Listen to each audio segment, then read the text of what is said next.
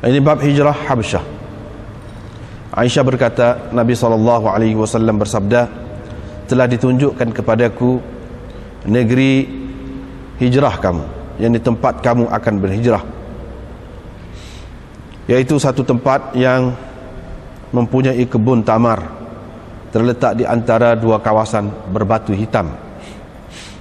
Fahajara man hajara qibala al-Madinah, maka berhijrahlah orang yang mahu berhijrah ke Madinah.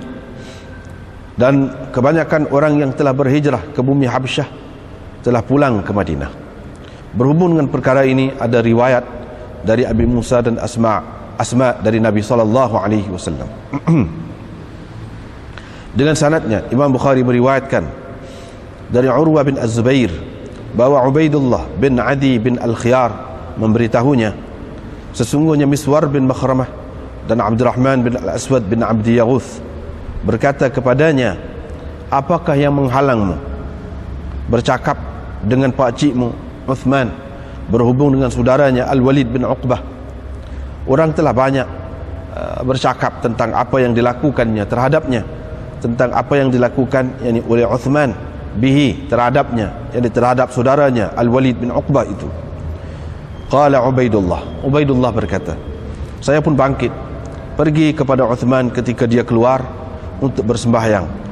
Saya pun berkata kepadanya, sesungguhnya saya ada hajat denganmu, merupakan nasihat. Faqala, Uthman berkata, ayyuhal mar'u, hai, a'udzu billahi mink, aku berlindung dengan Allah darimu. Fansaraftu, aku pun berpaling. Apabila aku telah selesai bersembahyang, jalastu, aku pun pergi bertemu dengan Miswar dan Ibni Abdi Yaghuth. Aku pun memberitahu kepada mereka berdua tentang apa yang telah kukata kepada Uthman dan apa yang dia telah kata kepadaku. Mereka berdua pun berkata, engkau telah pun menunaikan kewajipanmu. Ketika saya sedang duduk bersama mereka berdua, tiba-tiba datang kepadaku utusan Uthman. Faqala li, lalu mereka berdua berkata kepadaku, sesungguhnya Allah telah mahu mengujimu. Fantalaqtu, saya pun pergi. Sehingga masuk menemui Uthman. Uthman terus berkata, apakah nasihatmu yang engkau sebut tadi? Qala, Ubaidullah berkata, saya pun syahidtu, yakni bertasyahud. Thumma qultu, kemudian berkata, sesungguhnya Allah telah mengutuskan Muhammad dan telah menurunkan kepadanya kitab, dan engkau adalah di antara orang yang telah menyahut suruhan Allah dan Rasulnya. Engkau telah beriman dengannya, telah berhijrah 2 kali, yaitu yang pertama, 2 hijrah yang pertama, engkau telah berhijrah pada 2 hijrah yang pertama, dan engkau telah bersahabat dengan Rasulullah SAW. Engkau telah melihat bagaimana perjalanan baginda. Orang telah banyak bercakap berhubung dengan Walid bin Uqbah ini. Sepatutnya engkau melaksanakan had ke atasnya. Faqala li, dia pun berkata kepadaku, wahai anak saudaraku, engkau sempatkah dengan Rasulullah SAW? Qala, perawi berkata, yakni Ubaidullah, saya menjawab tidak. Tetapi ilmunya ataupun amalannya, yakni amalan Nabi SAW telah sampai kepada saya apa yang telah sampai kepada anak dara di sebalik tabirnya. Faqala, Ubaidullah berkata, maka Uthman bertasyahud, yakni mengucapkan asyhadu an la ilaha illallah dan seterusnya. Lalu beliau berkata, sesungguhnya Allah telah mengutuskan Muhammad dengan sebenar. Allah menurunkan kitab kepadanya. Aku di antara orang yang menyahut seruan Allah dan Rasulnya. Aku telah beriman dengan apa yang diutuskan baginda membawanya, dengan apa yang diutuskan Muhammad membawanya. Dan aku telah berhijrah pada 2 hijrah yang pertama, seperti mana engkau kata. Dan aku telah bersahabat dengan Rasulullah SAW, telah berbai'ah dengan baginda. Demi Allah, aku tidak pernah menderhakainya dan tidak pernah belot terhadapnya, sehinggalah Allah mewafatkannya. Kemudian Allah melantik Abu Bakar sebagai khalifah. Yani Allah menjadikan Abu Bakar sebagai penggantinya, sebagai khalifahnya. Oh Allah, demi Allah, aku tidak pernah derhaka kepadanya dan tidak pernah belok terhadapnya. Kemudian dilantik Umar sebagai khalifah. Demi Allah, tidak pernah aku derhaka, aku menderhakainya dan belok terhadapnya, sehingga Allah mewafatkannya. Kemudian aku dilantik sebagai khalifah. Bukankah aku berhak? Tidakkah aku berhak terhadap kamu? Tidakkah aku mempunyai hak terhadap kamu? Seperti mana?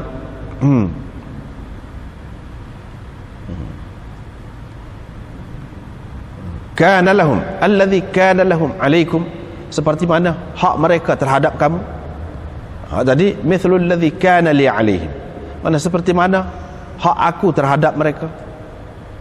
Tak apalah. Kemudian Abu Bukhari sebut pula, qala Ubaidullah berkata, iyalah, memanglah. Qala Uthman berkata, apa cerita-cerita yang sampai kepadaku dari kamu ini? Adapun apa yang kau sebutkan berhubung dengan Walid bin Uqbah itu, kami akan selesaikannya insya-Allah dengan cara yang betul. Qala, perawi berkata, setelah itu Uthman telah menghukum, menjatuhkan hukuman sebat ke atas Walid sebanyak 40 kali, 40 sebatan, dan beliau telah menyuruh Ali menyebatnya. Wa kana huwa yajlidu, Ali lah yang menyebatnya. Yunus dan anak saudara Zuhri meriwayatkan dari Zuhri, afalaysa li alaikum minal haqq mithlu alladhi kana lahum. Bukankah aku berhak terhadap kamu? Aku mempunyai hak terhadap kamu seperti mana mereka mempunyai hak terhadap kamu. Dengan sanad yang Imam Bukhari meriwayatkan dari Aisyah bahawa Ummu Habibah dan Ummu Salamah menyebutkan, menceritakan tentang satu gereja yang pernah mereka lihat di Habsyah. Di dalamnya ada patung-patung. Mereka berdua menyebutkan kepada Nabi SAW, menceritakan kepada Nabi SAW, yakni perihal gereja itu. Faqala, baginda pun bersabda, sesungguhnya mereka itu apabila ada orang saleh di kalangan mereka, kemudian orang saleh itu mati, mereka akan membina di atas kuburnya masjid, yakni tempat ibadat, dan akan membuat patung.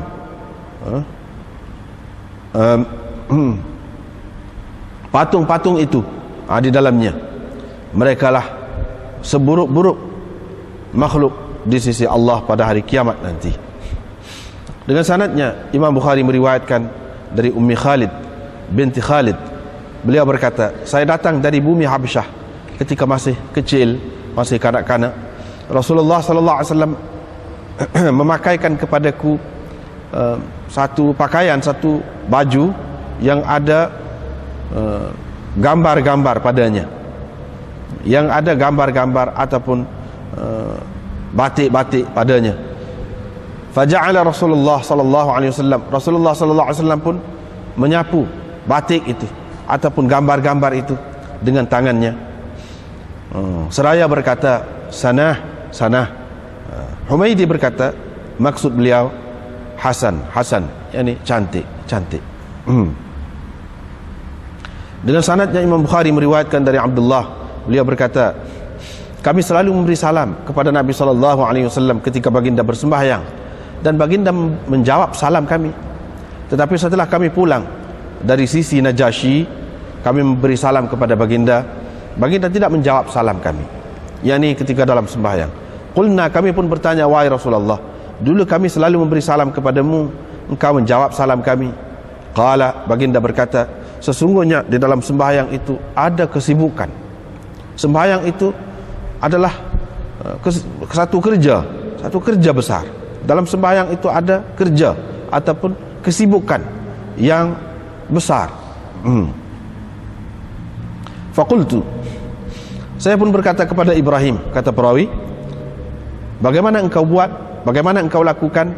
Beliau berkata, saya menjawab dalam hati saya. Diriwayatkan dari Abi Musa, beliau berkata, berita keluar Nabi SAW, yakni hijrah Nabi SAW telah sampai kepada kami. Ketika itu kami berada di Yaman. Kami pun naik kapal. Tetapi kapal kami telah mencampakkan kami, yakni telah membawa kami ke negeri Najasyi, yaitu di Habasyah. Kami pun bertemu dengan Ja'far bin Abi Talib dan duduk bersamanya sehingga kami datang, yakni ke Madinah. Fawafaqna Nabi SAW, kami bertemu dengan Nabi SAW ketika baginda telah menakluk ataupun menguasai Khaybar. Maka baginda bersabda, lakum, untuk kamu, wahai ahlas safinah, wahai orang yang menaiki kapal, wahai orang-orang yang menaiki kapal, 2 hijrah. Yani kamu ada 2 hijrah, kamu mendapat 2 hijrah, wahai orang-orang yang telah menaiki kapal. Ini bab kematian Najasyi. Diriwayatkan dari Jabir, beliau berkata, Nabi SAW ketika mati Najasyi berkata, pada hari ini orang saleh telah mati, bangkitlah kamu bersembahyang jenazah ataupun bersembahyang untuk saudara kamu Ashamah. Diriwayatkan dari Atha, beliau menceritakan kepada perawi-perawi di bawahnya dari Jabir bin Abdullah Al-Ansari bahawa Nabi SAW telah menyembahyangkan Najasyi, yakni jenazah Najasyi. Fasaffana, baginda meletakkan kami dalam saf di belakangnya. Fakuntu, maka aku berada dalam saf yang kedua atau dalam saf yang ketiga. Dengan sanadnya, Imam Bukhari meriwayatkan dari Jabir bin Abdullah bahawa Nabi SAW telah menyembahyangkan ala Ashamah. Kalau salla ala itu makna menyembahyangkan, yakni jenazah. Ashamah an-Najasyi, baginda bertakbir 4 kali. Taba'ahu Abdus Samad.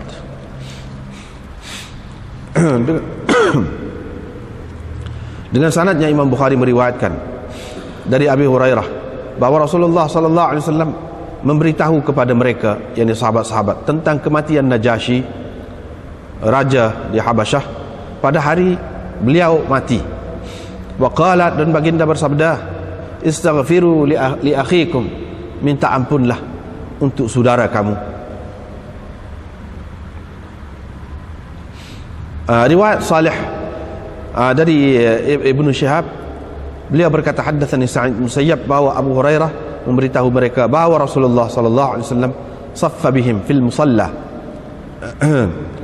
membuat saf untuk mereka di musalla, di tempat sembahyang. Fasalla alaih, dan baginda menyembahyangkan jenazah Najasyi itu. Wa kabbara alaihi arba'an, dan baginda bertakbir 4 kali. Babun taqasumul musyrikin ala Nabi SAW. Ini bab orang-orang musyrikin saling bersumpah untuk menyusahkan Nabi SAW. Dengan sanadnya Imam Bukhari meriwayatkan dari Abi Hurairah, beliau berkata, Rasulullah SAW bersabda, ketika beliau mahu pergi ke Hunain, tempat singgah kita besok insya-Allah di Khayf Bani Kinanah, di mana mereka saling bersumpah untuk menegakkan kekufuran. Bab kisah Abi Talib. Dengan sanadnya Imam Bukhari meriwayatkan dari Abdullah bin Al-Harith, beliau berkata, Abbas bin Abdul Muttalib menceritakan kepada kami, katanya, beliau berkata kepada Nabi SAW, apakah faedah yang telah dapat engkau berikan kepada pakcikmu, sedangkan dulu dia menjagamu dan dia yaghdabu laka, dia membela, yahutuka, dia membelamu, wa yaghdabu laka, dan naik marah keranamu, yakni kepada orang. Qala, baginda menjawab, huwa fi dahdah min nar, dia akan berada dalam neraka di tempat tohor, di tempat di neraka yang cetek. Kalaulah tidak kerana saya, nescaya dia akan berada pada lapisan paling bawah di neraka. Diriwayatkan dari Ibnu Musayyab dari ayahnya bahawa Abu Talib ketika hadaratul wafat, dekat mati, telah didatangi Nabi SAW, telah pergi kepadanya. Pada ketika itu dekat dia telah ada Abu Jahal. Baginda pun berkata, "Pakcik, ucapkan la ilaha illallah, satu perkataan, satu ucapan yang dapat saya bela engkau di hadapan Allah nanti." Faqala Abu Jahal dan Abdullah bin Abi Umayyah pun berkata, "Wahai Abu Talib, adakah engkau sudah benci, tidak suka kepada agama Abdul Muttalib?" Teruslah mereka bercakap-cakap dengannya, sehingga akhir sekali, ucapan yang terakhir sekali diucapkan oleh Abu Talib kepada mereka ialah ala millati Abdul Muttalib, yakni aku terus berada di atas agama Abdul Muttalib. Maka Nabi SAW berkata, pasti akan ku minta ampun untuknya selagi aku tidak dilarang berbuat begitu. Maka turunlah ayat, ma kana lin nabiyyi wal ladzina amanu an yastaghfiru lil musyrikin.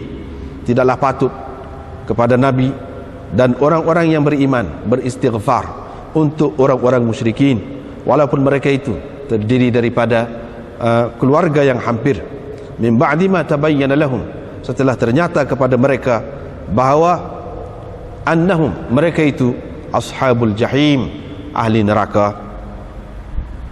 Wa nazalat, dan turun ayat, innaka la tahdi man ahbabtah, engkau tidak dapat memberi petunjuk kepada sesiapa yang engkau mahu. Diriwayatkan dari Abi Sa'id Al-Khudri bahawa beliau mendengar Nabi SAW ketika disebut di hadapan baginda pakciknya, yakni Abu Talib, baginda berkata, mudah-mudahan syafaatku akan berguna kepadanya pada hari kiamat nanti. Kerana itu dia akan diletakkan di kawasan atau di tempat yang cetek di neraka. Tablughu ka'bai, neraka sampai setakat buku lalinya, tetapi bergelegak otaknya kerananya.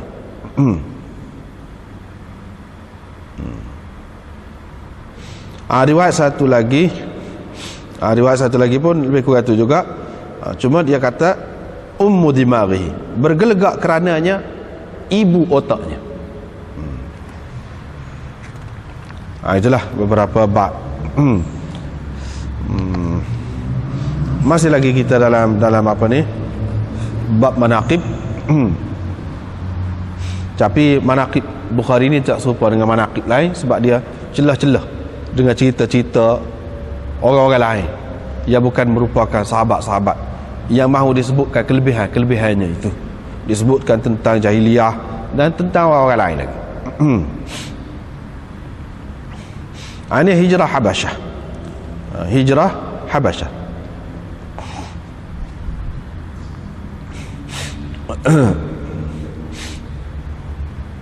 Maknanya Imam Bukhari nak cerita hijrah ada dua. Satu, hijrah ke mana? Ke Madinah, yang maklum tu, yang masyhur tu. Satu lagi hijrah sebelum tu, iaitu hijrah ke Habasyah. Itu dia nak cerita. Yang ni secara tidak langsung dia nak menceritakan kelebihan orang-orang yang telah berhijrah ke Habasyah tu secara umum. Aisyah berkata, Nabi SAW bersabda, telah ditunjukkan kepadaku negeri tempat kamu akan berhijrah. Yang ni hijrah Madinah, iaitu di satu tempat yang ada kebun tamar, terletak di antara dua kawasan berbatu hitam, Labah itu.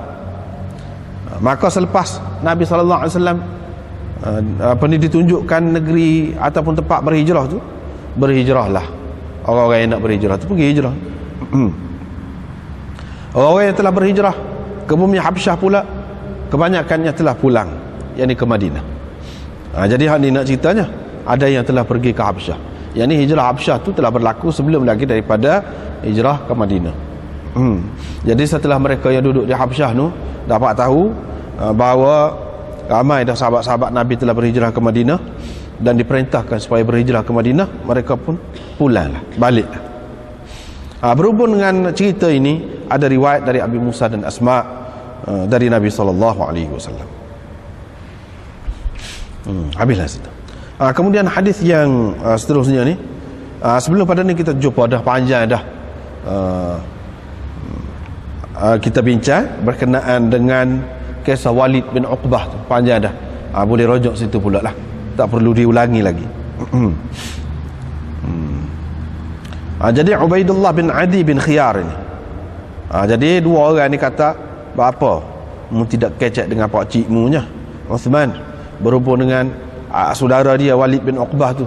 Orang banyak duduk bercakap lah tentang apa yang dia buat terhadap Walid itu. Mana biarkan Walid itu, sedangkan orang duduk bercakap geger dah.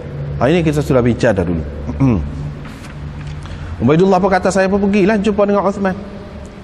Bila dia nak pergi semaya, saya pun kata kepada dia, ada ajak ni. Ajak ni sebenarnya merupakan nasihat. Sayyidina Uthman pun kata, a'udzubillahi mink. Aku berlindung dengan Allah darimu. Apa makna berlindung dengan Allah darimu itu? Maknanya dia bimbang takut-takut sesuatu yang terpaksa Uthman ini akan bantah. Terpaksa dia ni, Uthman ini akan bantah. Mana sesuatu yang tidak baik lah, sesuatu yang tidak baik. Itu makna berlindung dengan Allah darimu, takut bawa cerita ni cerita yang tidak baik lah. Itu makna aku berlindung dengan Allah darimu tu, makna dari cerita yang mungkin kau bawa yang tidak baik.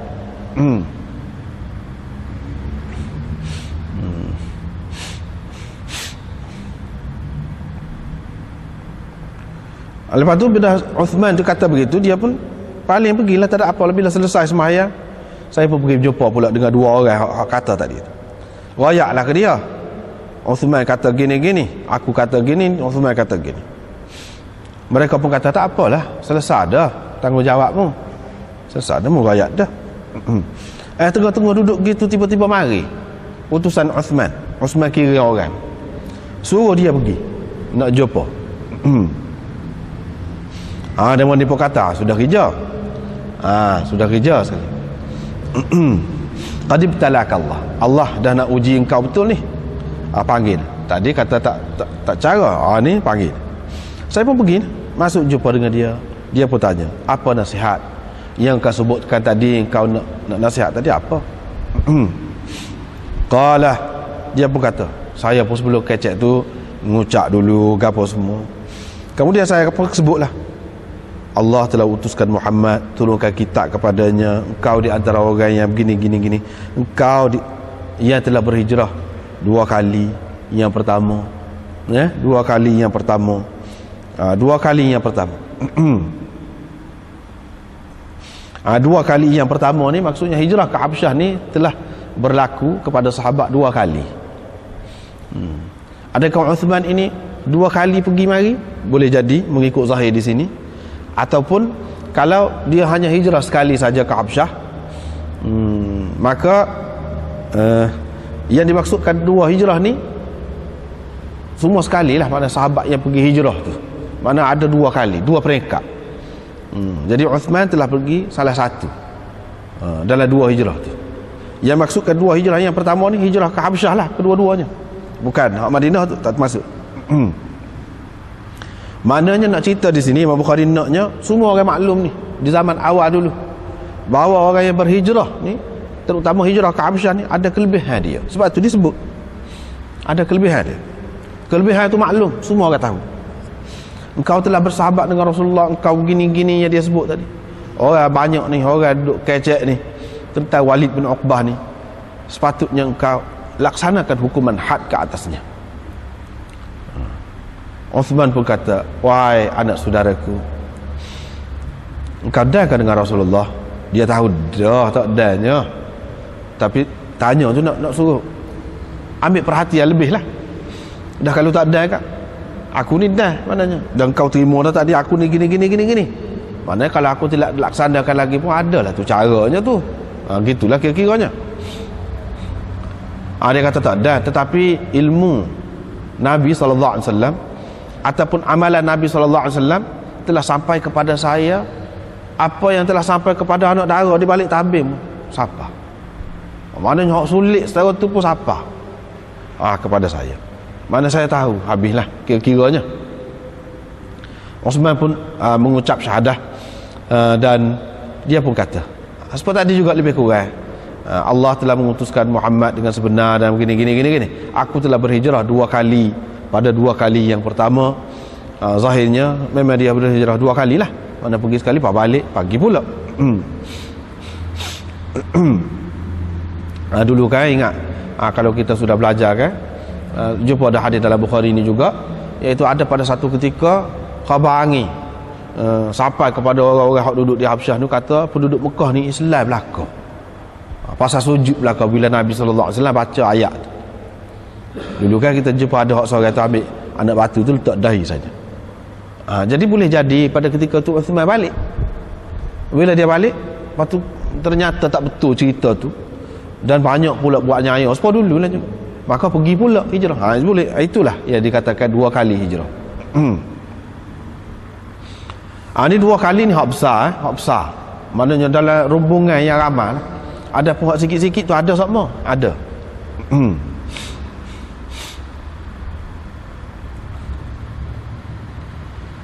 Dah terima belakang wahajartul hijratain al-ulayain, seperti mana engkau kata, yang engkau sebut.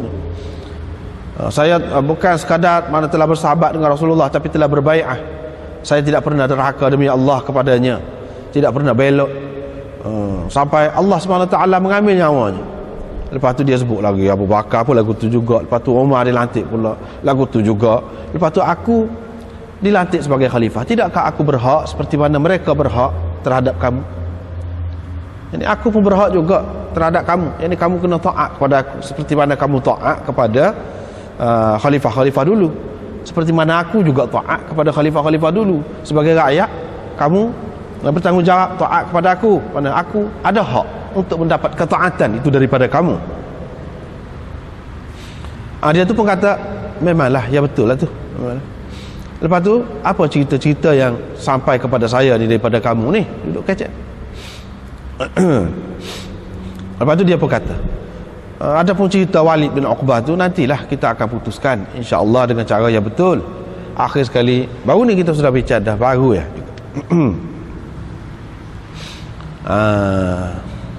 Manaqib Uthman dulu dah banyak kali dah jumpa dengan hadis ni juga. Akhir sekali putusannya sebablah tak apalah, dia suruh Ali sebab Ali lah yang menyebat. Dalam riwayat Bukhari ni Ali lah yang menyebat Walid bin Uqbah. Dalam riwayat di luar Bukhari, dalam sejarah apa disebutkan Abdullah bin Ja'far, Ali suruh dia pula. Tapi dalam riwayat Bukhari ni dia takkid wa kana huwa yajlidu, dialah yang menyebabnya. Bila kata dialah tu maknanya tidak orang lain lah, dia sendiri. Itulah hak naknya kepada dia tadi. Hak naknya Sayyidina Uthman ini termasuk di antara yang telah berhijrah 2 kali ke Habsyah, dan ada kelebihan dia tu, keistimewaan dia sendiri. Lepas balik tu mana berhijrah pula, pergi pula ke Madinah, tidak balik ke Mekah, pergi ke Madinah. Pada tahun pada tahun yang ke-7, pada tahun yang ke-7.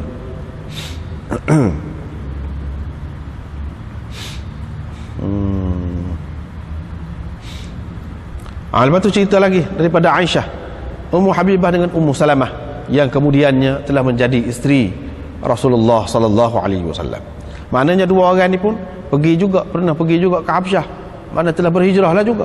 Maknanya lelaki dan perempuan yang telah berhijrah itu ada keistimewaan dia, keistimewaan yang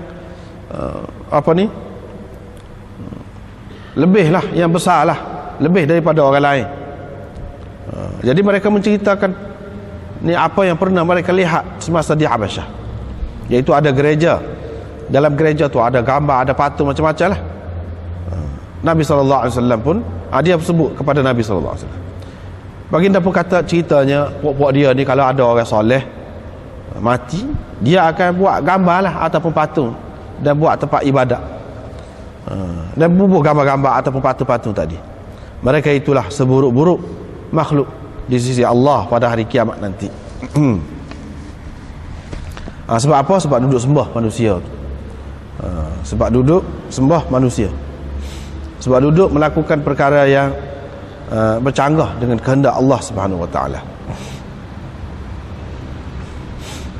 Jadi anaknya apa? Iaitu inilah dua orang ni telah berhijrah ke Habsyah. Waktu anaknya hijrah ke Habsyah, cerita hijrah Habsyah.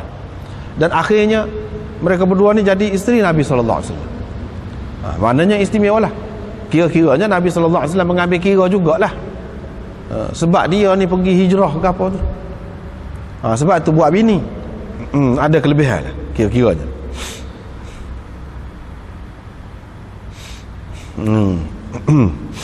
Kemudian ni cerita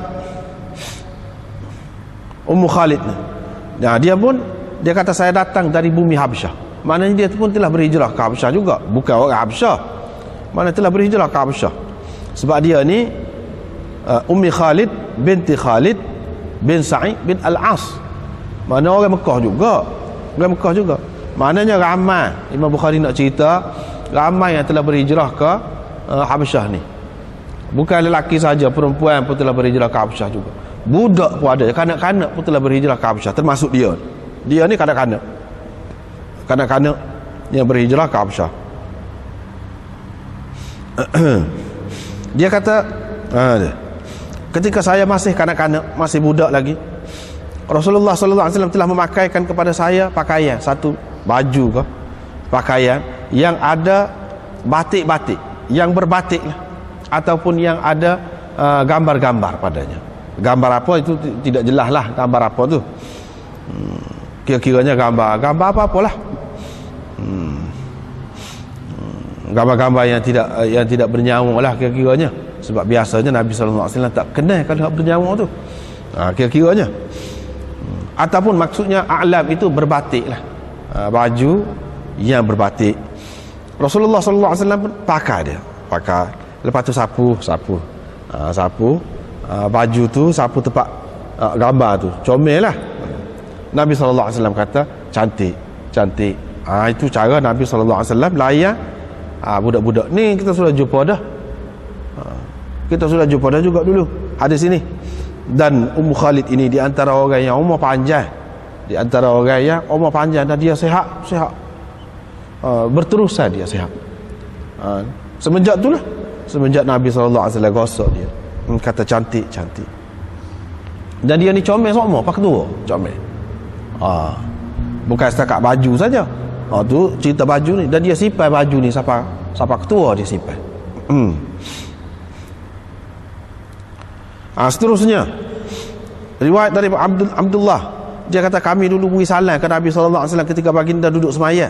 Baginda jawab, bila kami balik dari sisi Najasyi, dia nak cerita di sini, Abdullah bin Mas'ud pun di antara sahabat yang telah berhijrah ke Habsyah juga. Maka beliau ini termasuk di antara orang yang istimewa lah, orang yang lebih lah, pasal telah berhijrah ke Habsyah. Maknanya sesuatu ketika dulu semaya ni boleh jawab salam kecek.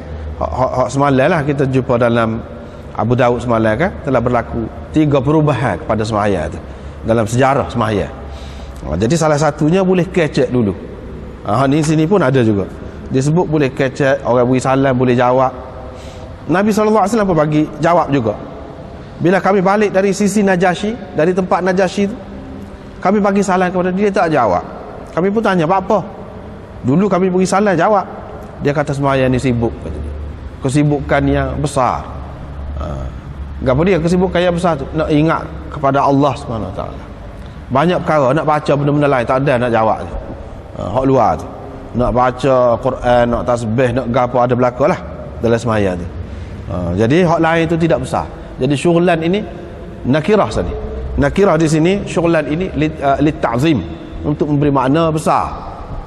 Maknanya satu kerja besar. Apabila kerja besar tak padan nak cara hak cek-cek tu. Maknanya beri salam tu, nak jawab salam tu kecil, nak banding dengan apa yang ada dalam sembahyang.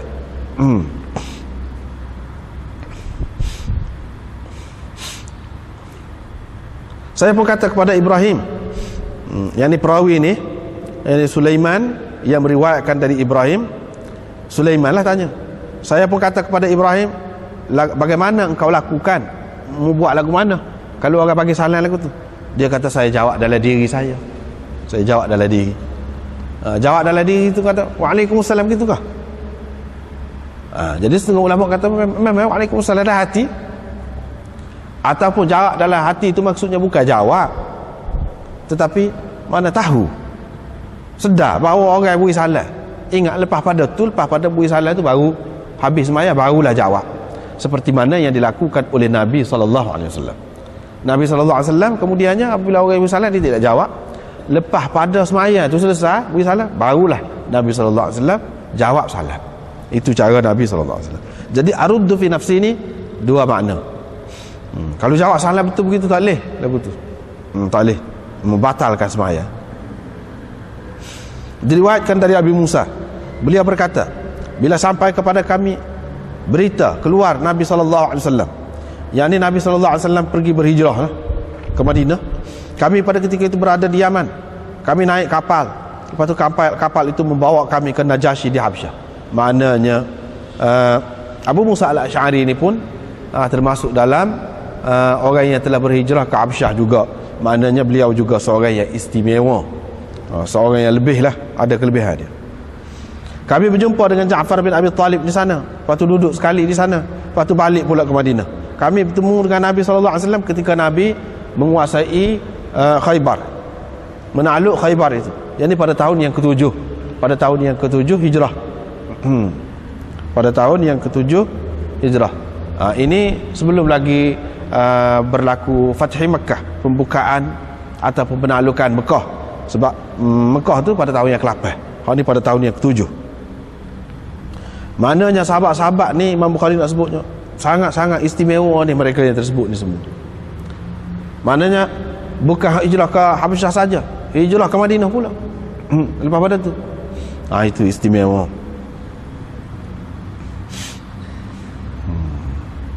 Tidak kerana lain melainkan kerana Allah Subhanahu wa taala semata-mata, untuk menegakkan agama Allah Subhanahu wa taala. Oleh kerana tak boleh duduk di Mekah dengan tenang, dengan baik untuk menjalankan perintah Allah Subhanahu wa taala, maka kena berhijrah. Hijrahlah, pergi ke Habsyah, seberang laut lah kira-kiranya. Seberang laut, naik kapal.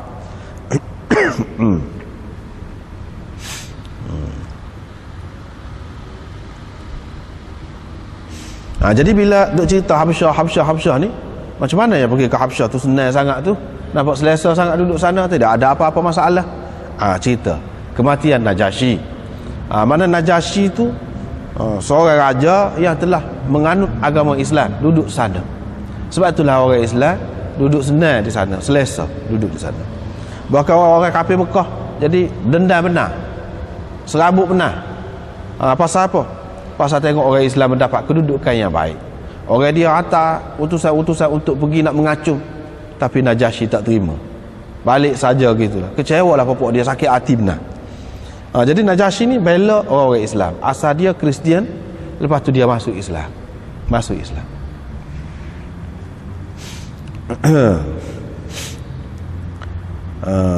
Ini riwayat dari Jabir, beliau berkata Nabi SAW ketika mati Najasyi, dia kata, hari ini seorang saleh mati, mari kita sembahyang atas saudara kamu. Sembahyang menyembahyangkan jenazah saudara kamu. Jenazah tu tak ada, jenazah tu duduk di Habsyah lah, bukan duduk di Madinah. Lepas tu apa yang Nabi ajak sembahyang? Inilah orang panggil sembahyang ghaib.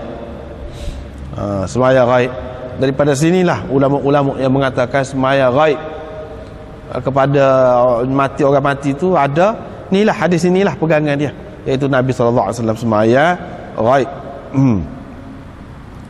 untuk saudara kamu, iaitu Ashamah. Najasyi itu gelaran raja kalau kita kak, yang di Pertuan Agong lah kalau kita kak. ataupun sultan kau, kita kata ni Najasyi dia panggil. Kalau hak Rum tu Kaisar, kalau hak Parsi tu Kisra, hak sini ni Najasyi. Nama dia sebenarnya Ashamah. Jadi di sini juga jelas bahawa dia ni telah Islam. Kalau tidak Islam, macam mana mayat jenazah dia tu? Dia Islam. Daripada hak ni saja. Kalau nak kira dari segi hak dalil lain tu banyaklah, jelaslah menunjukkan dia tu Islam. Kalau nak tengok sini saja pun cukup. Nabi SAW ajak sahabat-sahabat dia menyembahyangkan jenazah Ashamah itu, iaitu Najasyi itu.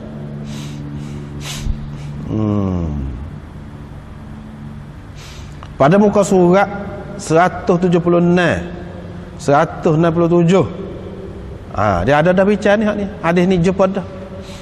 Sebabnya Imam Abu Hanifah dan orang sependapat dengan dia tak terima Nabi SAW semaya jenazah Najasyi ni terima, tetapi untuk orang lain semaya ghaib ni tak boleh. Dia pendapat lagu tu. Semaya ghaib ni khusus dengan Nabi SAW saja, bukan untuk orang lain. Jadi bagi mereka semaya ghaib tak ada. Semaya ni hak depan gini, semaya atas kubur setelah ditanam itu pun tak ada bagi mereka. Tapi Imam Syafi'i, Imam Ahmad dan orang lain sependapat dengan dia mengatakan boleh. Semaya ghaib ni ada dalilnya ni. Dalilnya ni. Jadi Imam Abu Hanifah kata ramai lagi orang lain mati jauh ni. Adakah Nabi semaya ghaib? Dia bagi kata. Seramai-ramai tu mana adanya dalil? Hak ni sah. Hak ni pun dalam riwayat yang lain disebutkan, ditunjukkan kepada Nabi SAW tu macam ada jenazah dia duduk depan gitu.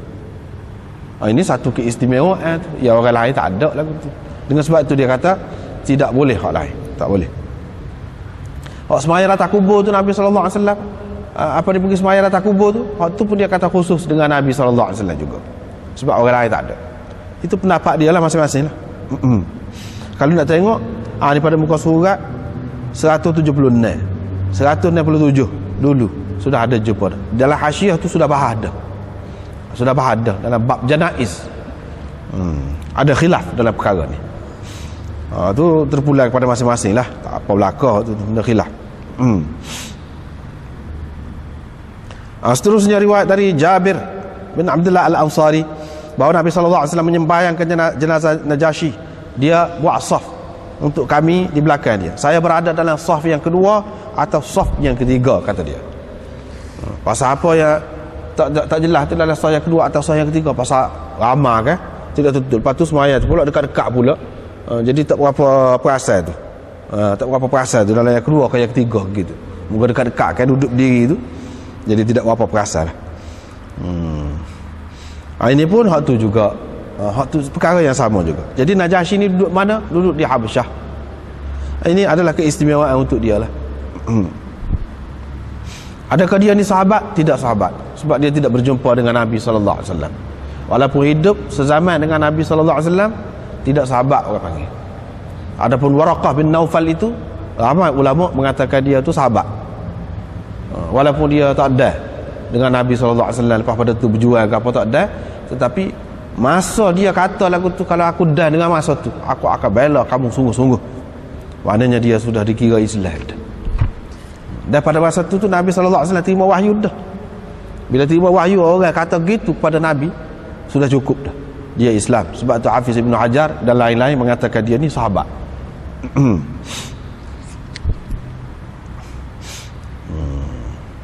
Tetapi Najasyi tidak sahabat. Tetapi Nabi SAW sangat ambil berat lah tentang dia ni, sehingga hak jauh. Mati hari tu Nabi SAW cerita selalu hari tu. Padahal kalau nak sama sehari tak siapa tu. Lepas pada tu orang balik cerita kepada ramai-ramai ni, hari tu lah, hari tu, hari yang sama tu Najasyi mati. Nabi SAW ajak puak-puak ni semaya. Ini pun satu perkara pelik juga, mukjizat Nabi SAW, yang mana dapat dilihat, dapat disaksikan, dapat diketahui oleh sahabat-sahabat semasa Nabi SAW ada lagi. Seterusnya riwayat dari Jabir lagi, dia berkata Nabi SAW menyembahyangkan Najasyi, Ashamah Najasyi, yang ni secara gaib, semaya gaib, baginda bertakbir 4 kali. Yang ni semaya jenazah ni takbir 4 kali. Ni dalam hadis ni ada, jelas.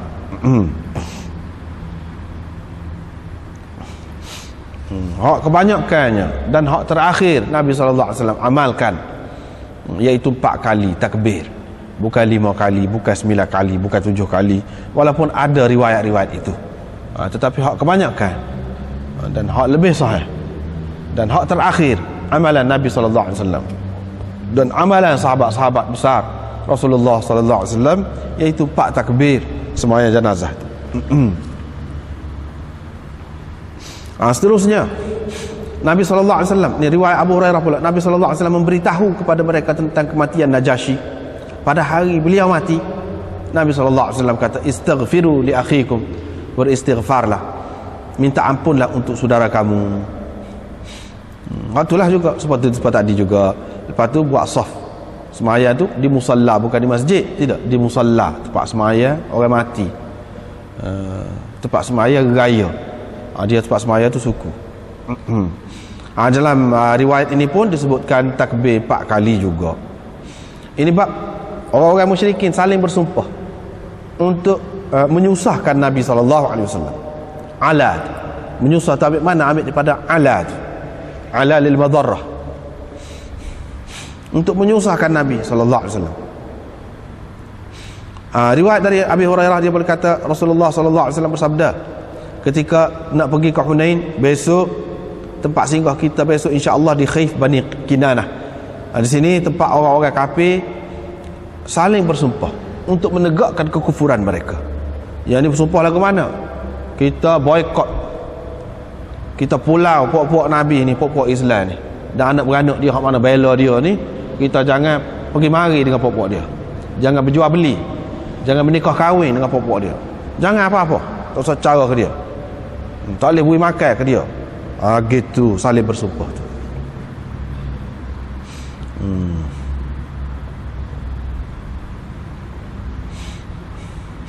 Saling bersumpah untuk menegakkan kekufuran.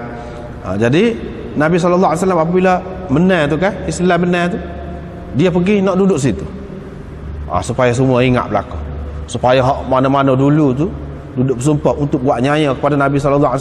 Tengok macam mana orang-orang Islam duduk sekarang ni, begitu ramai duduk sini ni dengan bala tenteranya yang begitu hebat. Macam mana nak lawan? Boleh ke siapa dah sekarang ni tempat tu? Tempat kamu bersumpah tu lah. Itu salah satu sunnah Nabi juga, cara Nabi SAW. Tempat mana orang buat benda tak molek, situ dia buat hak molek. Dia buat hak molek situ. Itu salah satu cara dia juga. Untuk mengenangkan sejarah hak lepas tu. Masing-masing biar berasa macam mana kita terseksa, kita teraniaya di sini dulu. Sekarang ni macam mana? Di mana orang-orang itu? Bahkan orang-orang itu ramainya telah masuk Islam, sama-sama duduk dengan kita juga di sini. Mana hak itulah kena ingat, mana orang-orang yang benar pada satu-satu ketika tu kena ingat. Di situ boleh jadi naik orang lain pula. Boleh jadi naik orang lain pula. Jadi jangan lupa daratan lah. Sini saling bersumpah ni setakat ni yang sebut dalam riwayat ni. Adapun dalam riwayat-riwayat sirah apa tu banyak, Ibnu Ishaq dan lain, dalam Dalail Baihaqi, Abu Nuaim dan lain-lain ada sebut cerita ni. Tapi sebut cerita ni alang ke mana? Tepi ni dalam hasyiah ni ada sebut juga. Dalam hasyiah ni dia sebut, tulis dalam satu surat. Surat ni perjanjian, saling bersumpah, kita tidak akan buat gini. Lepas tu gantung lah situ, gantung situ. Lepas pada tu Abu Talib pun cerita, beritahu kepada puak-puak tu bahawa kena makan ke anak-anak habis dah. Surat dia mau tulis tu, perjanjian, segala perjanjian, segala hak dia mau tulis dalam tu, kecuali nama Allah. Hak tu saja tidak dimakan anak-anak, ataupun hak tu dimakan anak-anak, hak lain itu tak makan. Riwayat tu ada dua tu. Lepas tu dia tu tak percaya. Dia tak percaya. Bila tak percaya, Abu Talib kata, ni ada di tepi ni. Dia kata anak saudara aku raya, dia tak pelawak dengan aku. Dia kata Allah telah apa nama ni, melepaskan anak-anak makan. Hak kamu tulis tu. Hak kamu tulis, iaitu berupa kezaliman kamu. Dan dia tinggalkan apa sebutan nama Allah. Kalau anak saudara aku ni betul, kamu balah, berhentilah daripada perbuatan kamu buat nyaya ke dia ni, kata Abu Talib. Tapi kalau dia pelawak, aku akan serahkan dia kepada kamu, biar kamu bunuh dia. Kata Abu Talib, kamu boleh bunuh lah, ikut kamu lah, ataupun kamu nak tak si bunuh pun ikut lah. Dia kata, pokok dia pun kata betul, adil tu, betul tu. Pokok dia kata kepada Abu Talib, pergi tengok, fa idza hiya kama qala. Rupa-rupanya serupa dengan Rasulullah sallallahu alaihi wasallam kata. Lemah lah pokok dia. Abu Talib pun kata, lepas tu untuk apa lagi kita duduk nak tahan dia, nak boikot dia sini? Tak ada pasal. Dah kalau lagu tu supaya kata tak adil lah. Pokok dia pun kata selesailah, bolah kita kepung pokok dia sini lah. Ini berlaku pada tahun yang ke-7 dari tahun yang ke-10 daripada kenabian. Inilah yang disebutkan. Tetapi di dalam hasyiah ni tak ada komen apa-apa. Hak dalam hasyiah ni banyak perkara. Kadang-kadang kita setuju, kadang-kadang kita tidak setuju. Hak ni di antara yang kita tidak setuju. Sebab apa? Cerita ni tak betul. Tak boleh pakai. Tidak ada satu pun cerita riwayat yang sahih berhubung dengan perkara ni. Hak makan kena makan ke anak-anak ke apa? Tak ada. Semuanya maudhu'. Kalau tidak maudhu' pun paling tinggi dhaif. Ibnu Ishaq kemukakan hak ni cerita ni. Tapi tak tahu sanad mana. Gitu. Lepas tu ada dalam setengah-setengah tu sanad ada Ibnu Lahiyah. Hak tu pun tak pakai juga. Paling molek cerita ni paling molek hak adanya iaitu riwayat Baihaqi. Riwayat Baihaqi bukan dalam sunan tu, dalam dalail dia. Dia ada sebut daripada apa nama ni, Zuhri, tapi berhenti setakat Zuhri. Riwayat tu berhenti setakat Zuhri. Maknanya riwayat tu riwayat mursal, tak boleh pakai juga, dhaif juga. Kemudian ulama-ulama faham benar kalau kata marasil ataupun mursalat Zuhri ni dia tak boleh pakai. Mursalat Zuhri supaya angin, tak lekat nak pegang, tak boleh nak pegang. Jadi maknanya tak ada satu pun cerita hak sahih, tak ada. Tak boleh pakai. Dalam Bukhari-nya setakat ni mereka saling bersumpah untuk buat nyaya kepada Nabi sallallahu alaihi wasallam. Gitu. Surat-surat tu tak ada. Tak ada. Hak inilah yang kita kena pakai. Hak lain tu tak boleh. Tak boleh. Tak betul. Lepas tu kita kata kenapa bagus juga tu? Bagus juga nampak Nabi sallallahu alaihi wasallam macam mukjizat dia. Dia boleh royak tu betul tu. Walaupun begitu dah tak betul, tak boleh. Kita orang Islam ni tak boleh buat-buat cerita. Walaupun nampak sedap balik kita. Tak perlu tu. Banyak dah hak lain. Banyak dah hak lain. Tak perlu kepada hak tu. Kemudian kisah Abu Talib. Kisah Abu Talib. Jadi sebab kita terjemah tadi lah dari segi makna dia Abu Talib ni jelaslah bagi kita mati dalam kafir. Kalau tidak mati dalam kafir, apa maksud nerakanya? Masuk neraka duduk tempat tahar tu sebab adalah kebaikannya, sebab dia duduk melera, duduk bela Nabi sallallahu alaihi wasallam setakat tu. Nak ayatnya kalau akidah berbeza tak ada guna. Boleh jadi ringan sikitlah, boleh jadi ringan. Tetapi nak kata masuk dalam syurga dak. Jadi Abu Talib ni pun lagu tu jugalah. Nabi sallallahu alaihi wasallam kata kalau tidak sabit aku duduk dalam patak neraka dia. Ada patak neraka. Pasal apa? Dia kata patak neraka ni. Sebab orang yang duduk di zaman Nabi sallallahu alaihi wasallam, tengok hidup di zaman Nabi sallallahu alaihi wasallam, bukan jauh. Nak hari tengok kelebihan anak saudara. Gitu mon. Tak boleh beriman juga, tak boleh beriman juga. Kenapa? Kerana takut hilang kuasa kepimpinan. Takut orang tak boleh jadi ketua dah lah lagu tu. Tak patut lagu tu. Besar benar ni. Kalau orang lain benar sabar juga kita kata. Ni hak duduk zaman Nabi sallallahu alaihi wasallam. Anak beranak pula, tengok kelebihan pula, tengok mukjizat pula. Tak beriman lagi. Nak gapo lagi? Orang lain hak kemudian ni, zaman kemudian ni, zaman kita, zaman sebelum kita, zaman akan datang yang ada lagi. Berapa banyak kita dengar cerita dah. Dia masuk Islam setelah dia mimpi jumpa Nabi. Mimpi ya. Jumpa Nabi tak boleh duduk. Nabi Islam tak boleh duduk. Masuk Islam kata. Berapa ramai orang yang lagu tu. takjub tidak tengok dengan mata kepala. Ni Abu Talib ni tengok dengan mata kepala, tak Islam lagi. Adapun puak-puak Syiah dia kata dak, Abu Talib ni Islam. Oh tu cerita dia lah tu. Kalau kita royak kita pun tak pakar. Kalau kita royak ada dalil gitu, dia tak pakar ni. Dia kata Bukhari reka. Sahabat-sahabat reka. Habis cerita lah, tak ada nak buat kira dah. Dia kata Abu Talib ni bahkan paling tinggi sekali Islam. Pahala ke mana? Sebab taqiyah dia kata paling kuat taqiyah. Kok tu pula dia pergi. Sebenarnya dia Islam dalam hati. Apa faedah lagu tu? Bukan cara lagu tu. Agama yang dia bawa tu meragukan cara tu. Maknanya pengecut. Tidak menyatakan. Apa kalau tidak menyatakan, mana orang nak tahu?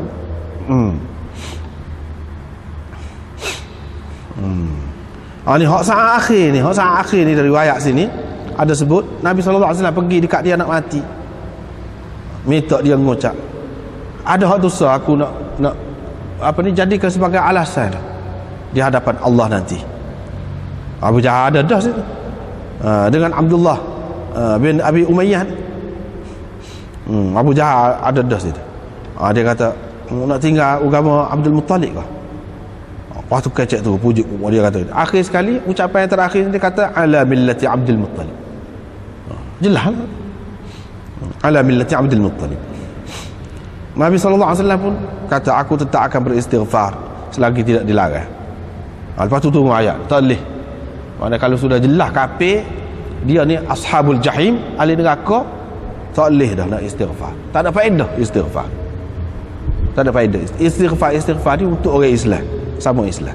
Jadi ini jelas menunjukkan bahawa Abu Talib tu tidak Islam. Orang tak kira apa-apa Syiah, dia tulis kitab suku pula Abu Talib ni Islam, buktinya gini. Hak dia buat lah. Hak daripada kitab kita tak ada. Hak kitab kita lagu ni lah. Kitab kita. Bila kita kata lagu ni kan pula dia kata benci ke Sayyidina Ali pula, jadi tuduh Abu Talib tu kafir. Benci kepada Sayyidina Ali, tak ada kena mengena tu. Tak ada kena mengena.